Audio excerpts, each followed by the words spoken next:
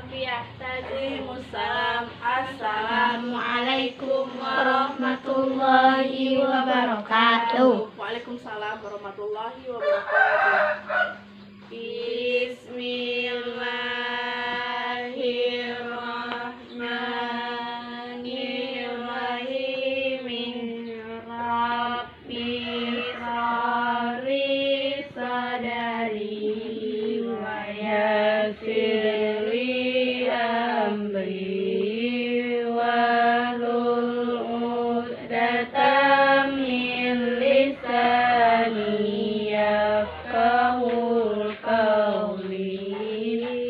Rabbi shrahli sadri wa yassir li amri wahlul 'uqdatam min lisani yafqahul qawli. Rabbi shrahli sadri wa yassir li amri wahlul 'uqdatam min lisani yafqahul qawli. Amin.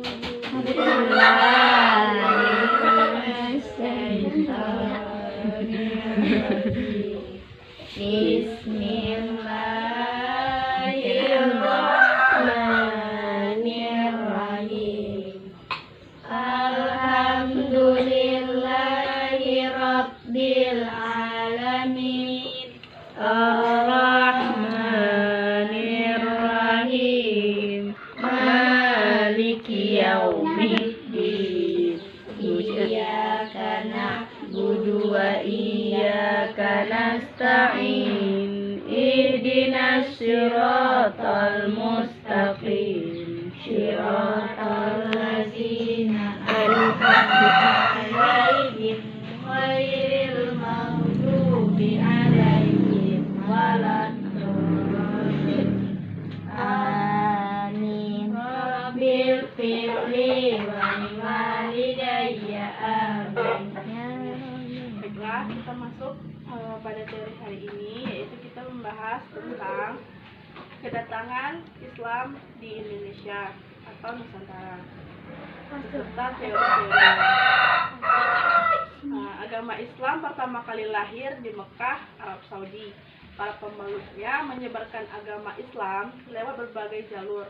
Salah satu teori menyebutkan bahwa agama Islam di Indonesia masuk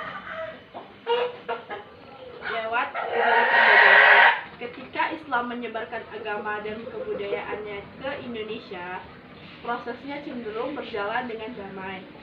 Karena itu, raja hingga rakyat biasa menerimanya dengan baik. Selain perdagangan, ada saluran lain yang menyebarkan agama Islam dan masuk dan berkembang di Indonesia. Saluran tersebut diantaranya adalah saluran perkawinan, saluran pendidikan, dan seni budaya. Nah, di sini apakah ada yang tahu teori kedatangan Islam di Indonesia? Baiklah, Spi, silahkan. Teori Arab, Jahat, Persia. Nah, sebelum kita masuk teori itu, sekali yang dikatakan teori tadi, dan ini penjelasannya, yaitu pertama teori Bujaran. Teori ini diajukan oleh kalangan sejarawan Belanda seperti Jan Vincenapel, Snoek, Geertruide, dan Jan Heers. Menurut teori ini, penyebaran Islam di Indonesia berasal dari Bujaran India antara abad ke-7 hingga abad ke-13 Masehi. Kalangan yang berperan khususnya adalah para pedagang. Sejak abad ke-7, mereka telah memeluk Islam di tengah kegiatannya berdagang. Mereka turut mengenalkan termasuk di Indonesia. Setelah itu, teori Arab diajukan oleh Jacob Cornelis van Leeuwen dan William Hopka. Teori ini menyebutkan bahwa pengaruh Islam dibawa langsung oleh para pedagang Arab sekitar abad ke-7. Teori Arab didukung dengan adanya pemukiman Islam di pesisir barat Sumatera di abad ke-7. Ada pula Nusa Makam dan ditulis dengan huruf Arab bergaya putih. Teori yang ketiga adalah teori Persia yang didukung oleh Hussein di Leningrad. Teori ini berpendapat bahwa pengaruh Islam di Indonesia dibawa masuk oleh orang-orang Persia sekitar abad ke-13. Argumen yang diajukan oleh teori ini adalah beberapa kesamaan budaya, tradisi yang berkembang antara masyarakat Persia dan Indonesia, seperti peringatan 10 Muharram, kesamaan ajaran Sufi, kesamaan seni kaligrafi pada nisan makam, dan terdapat perkampungan Leran yang sempat menjadi perintis penyebaran agama Islam di Jawa. Perkembangan agama Islam di Indonesia semakin pesat dengan berdirinya kerajaan-kerajaan Islam. Perkembangan kerajaan Islam di Indonesia berlangsung antara abad ke-13 hingga abad ke-18. Kerajaan tersebut dapat dibagi berdasarkan lokasi pusat pemerintahannya. Di Sumatera, Jawa, Sulawesi, dan Maluku. Kerajaan Islam yang didirikan pertama kali adalah Kerajaan Perla. Bukti sejarah yang menunjukkan terdapat masyarakat dan kerajaan Islam dilaporkan oleh Marco Polo dari Venesia hingga di Kerajaan Perla dalam perjalanan pulang ke Italia tahun 1982. Di Perla, Marco Polo juga menjumpai adanya penduduk yang telah memeluk Islam dan pedagang Islam dari India yang menyebarkan agama Islam di Nusantara. Menyusul kerajaan Perla berdiri pula kerajaan Samudra Pasai. Bukti kerajaan adanya kerajaan ini ditulis oleh Ibnu Battuta, seorang utusan kerajaan Delhi ke Tiongkok. Dalam perjalanan dari India ke Tiongkok, Ibnu Battuta singgah di Samudra Pasai dan mengunjungi istana Sultan Malik Az-Zahir. Dari hasil kunjungannya ke kerajaan Islam di Samudra Pasai, diketahui bahwa Samudra Pasai merupakan pelabuhan penting tempat kapal-kapal India dan Tiongkok berlabuh. Selain kedua kerajaan tersebut, kerajaan Islam lain yang pernah berdiri di Indonesia, di antaranya apakah ada yang tahu?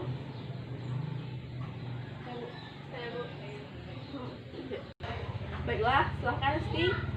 Yang pertama ada kerajaan Samudra Pasai, yang kedua ada kerajaan Aceh Darussalam, yang ketiga Kesultanan Malaka, yang keempat Kesultanan Perla, yang kelima kerajaan Demak, yang keenam kerajaan Islam Padang, yang ketujuh kerajaan Mataram Islam, yang kedelapan kerajaan Islam Cirebon, yang kesembilan kerajaan Islam Banten, yang ke-10 kerajaan Islam Banjar, yang ke-11 kerajaan Sultan atau Jungpura, yang ke-12 kerajaan Islam Ternate, yang ke-13 kerajaan Islam Tidore, yang ke-14 kerajaan Islam Makassar, yang ke-15 kerajaan Borneo, dan yang terakhir kerajaan Buton.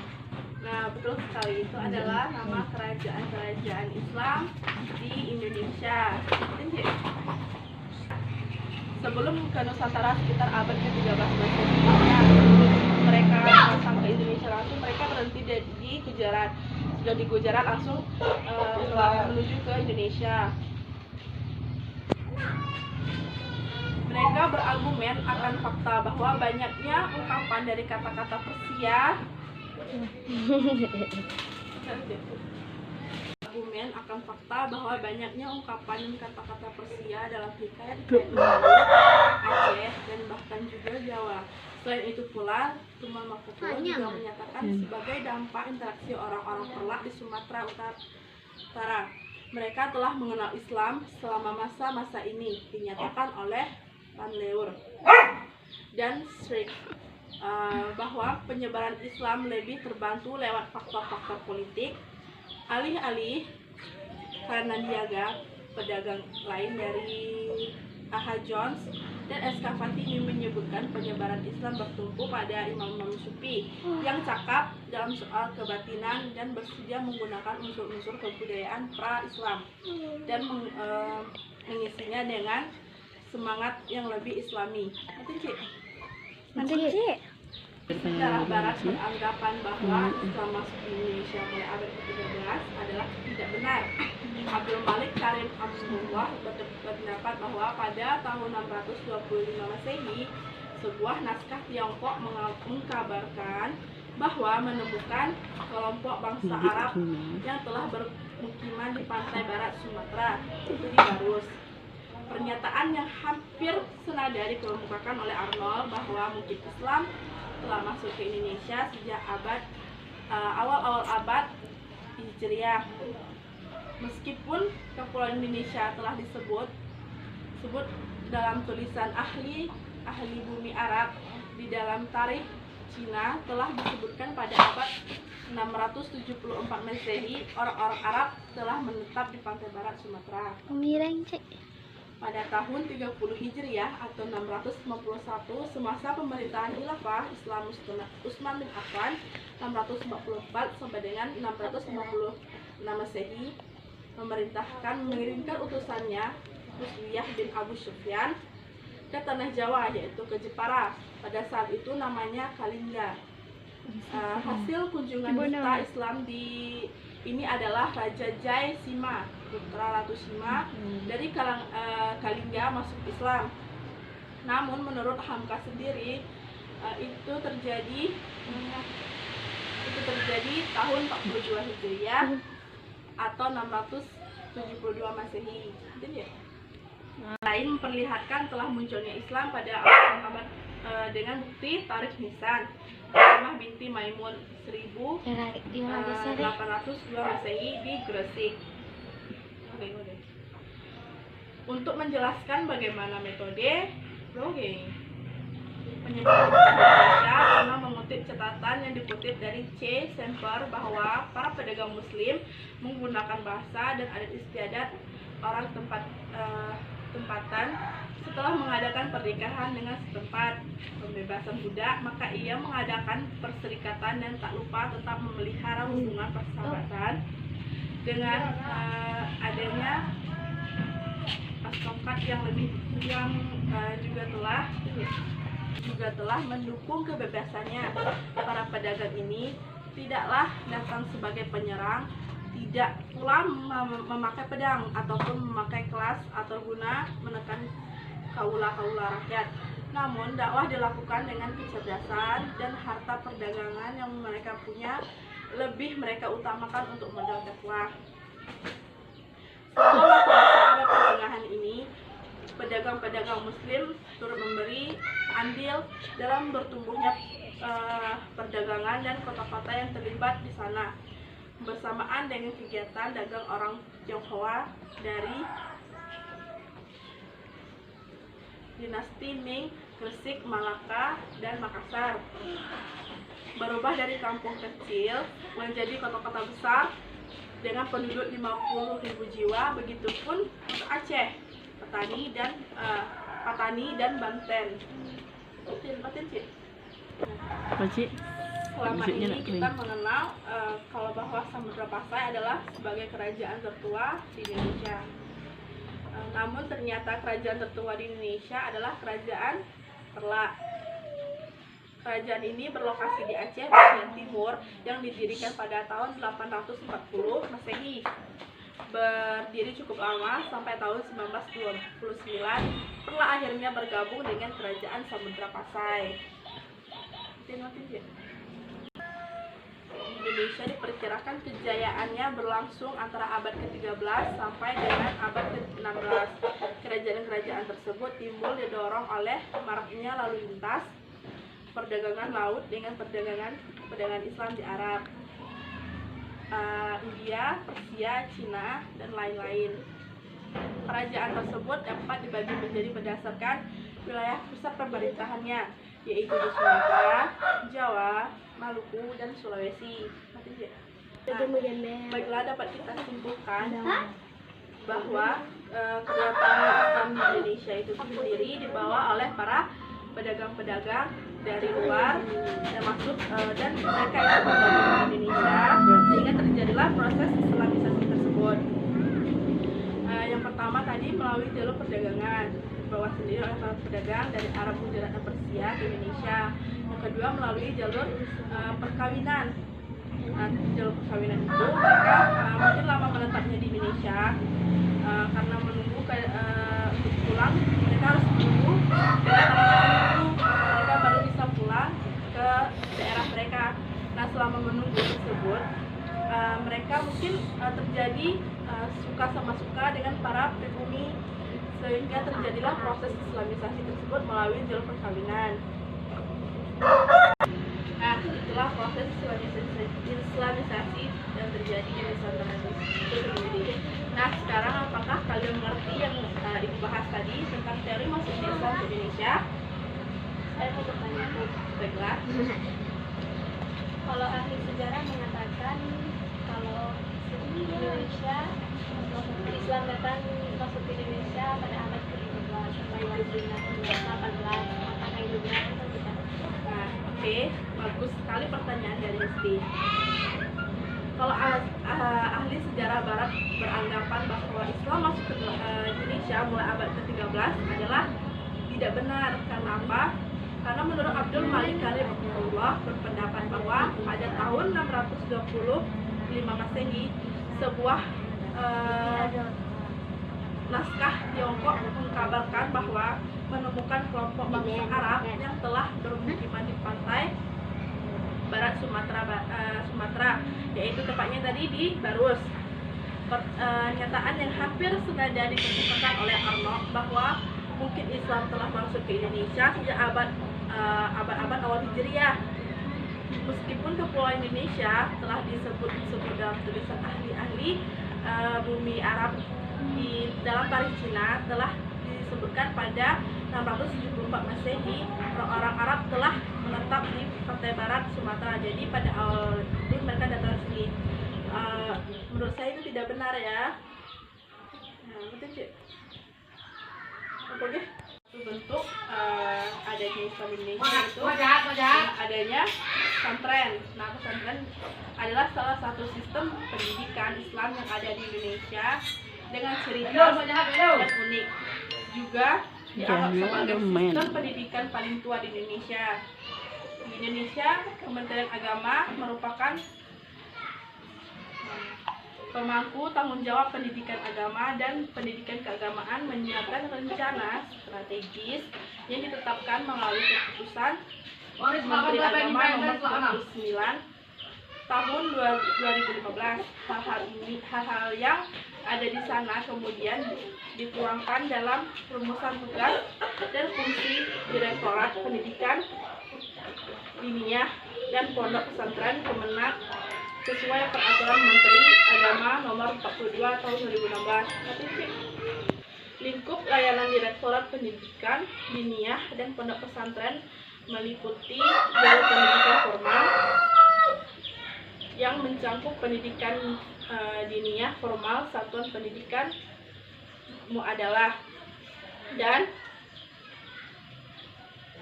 Ma'had Ali pendidikan diniyah non formal mencakup madrasah diniyah, pendidikan Al-Quran, dan program pendidikan kesetaraan serta pondok pesantren sebagai penyelenggara maupun satuan pendidikan. Pesantren sebagai penyelenggara maupun satuan pendidikan. Selain itu, dalam pendidikan Islam di Indonesia juga dikenal adanya madrasah ibtidaiyah dasar,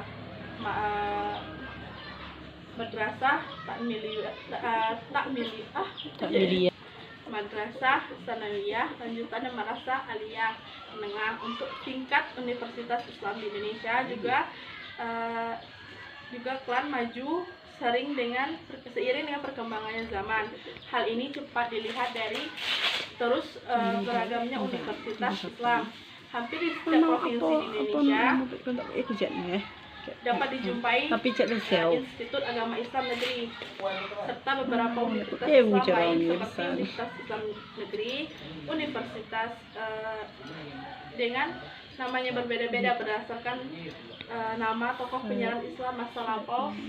Semisal di Makassar dengan Universitas Islam Negeri Sultan Alauddin, disingkat UNAM. Kalau di Jambi, Universitas UIN/ISTS Jambi gitu.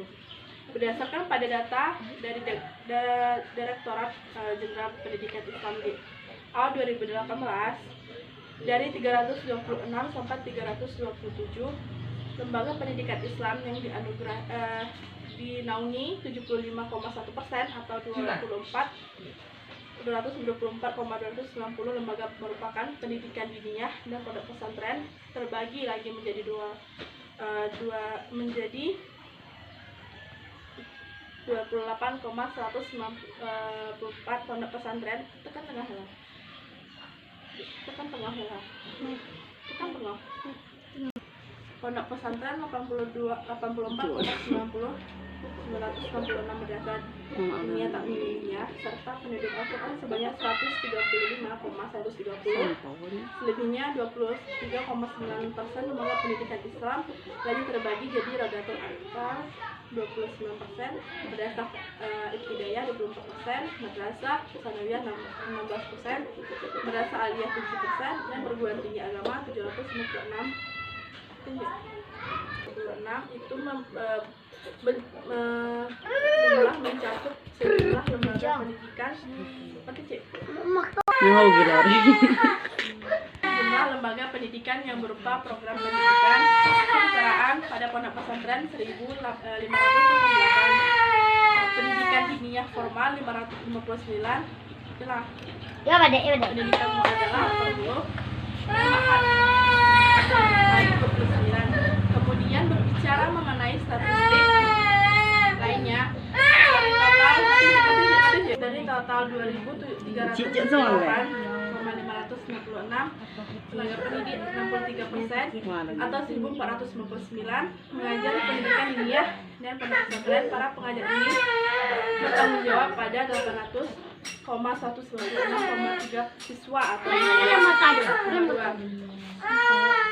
Jadi semua peserta didik pendidikan Islam 28 dan 324,088 orang. Nah, dengan introduksinya pendidikan Islam di Indonesia, banyak orang yang belajar Islam karena bisa mempengaruhi kehidupannya pribadi dan bisa diterapkan juga di kehidupan sehari-hari. Sekian pembelajaran kita hari ini. Baiklah, kita tutup dengan